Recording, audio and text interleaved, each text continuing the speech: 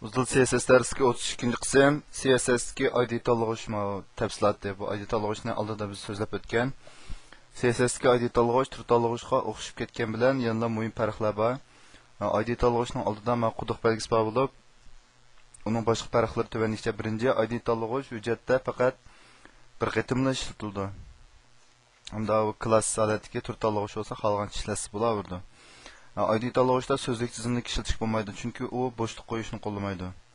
Ya'ni uni faqat birlam so'zlik ishlatimiz, ko'plagan so'zlikka ishlatishga bo'lmaydi. Uchinchi, ID texnik ko'p ma'noli ifoda. ID-niki yolg'iz ma'lum tur tanlashdan bu ID tanlashdan boshqa yana boshqa ma'nosi bor.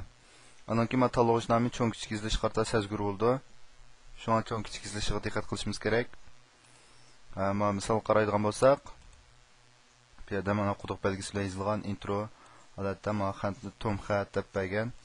Bu dal ID tanlashga aniqlik berish hisoblandi.